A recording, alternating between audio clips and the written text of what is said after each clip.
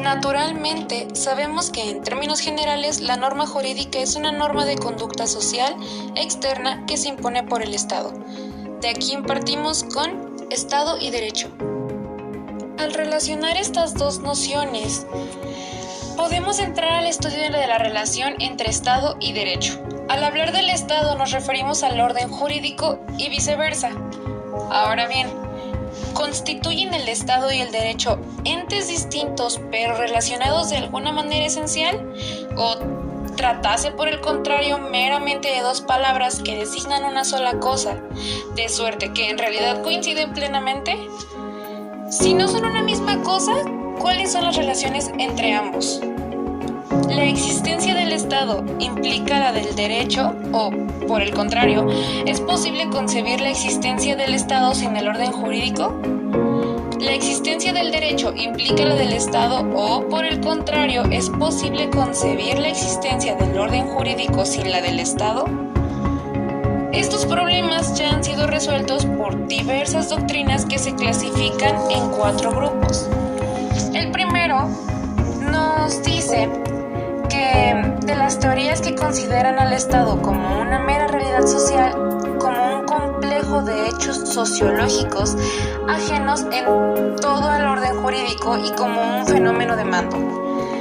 El segundo nos indica que este sostiene que el Estado tiene 2 facetas o 2 aspectos, 2 dimensiones. El tercero es la doctrina de Kelsen, que afirma la estricta identidad entre Estado y derecho, y aún afirma que Estado y derecho son 2 palabras con que se designa un solo objeto.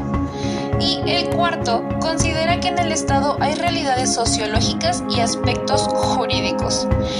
Además de tener en cuenta que en el Estado hay esa doble realidad, esa doble faz, procuran determinar la relación que existen entre ambos aspectos.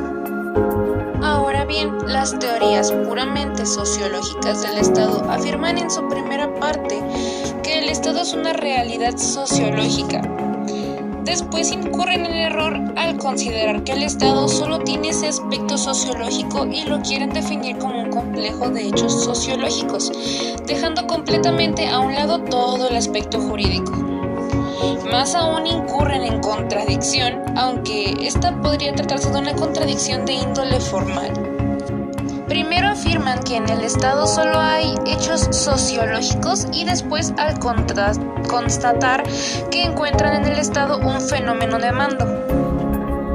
En lo que se refiere a su análisis del fenómeno de mando, que consideran como una de las características del Estado, vemos que dichas teorías se contradicen respecto de su afirmación de que el Estado solo es un complejo de hechos sociales. Pero esta contradicción toma mayor relieve si analizamos cada una de las características tales de las teorías que atribuyen al fenómeno de mando. En su primera proposición de considerar al mando como supremo, que se impone a todos, fuertes y débiles, vemos que se refieren a la imposición inexorable, características de una norma jurídica, claro.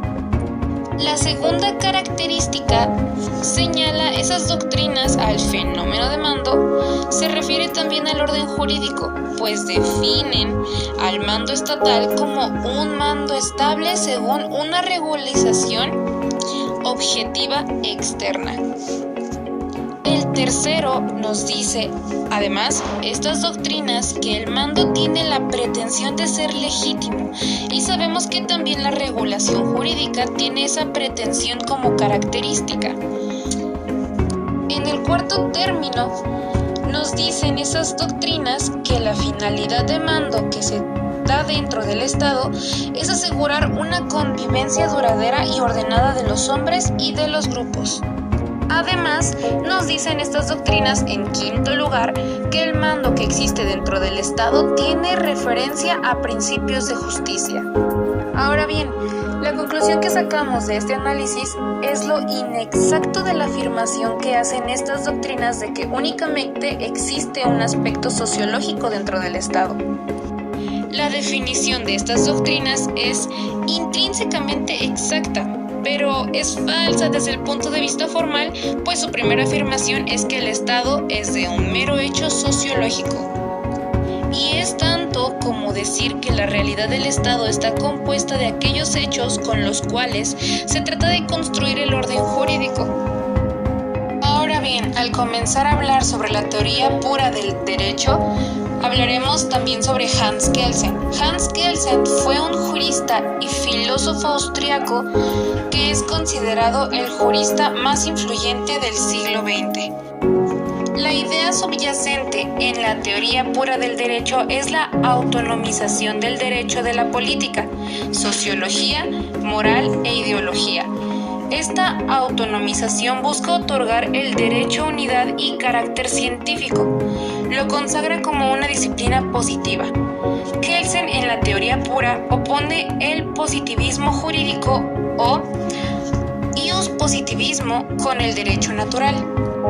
En la obra se identifica la predominancia absoluta del derecho positivo como orden normativo y las constantes negociaciones de supuestos dualismos como el derecho natural positivo, el derecho público-privado, el derecho Estado, entre otros.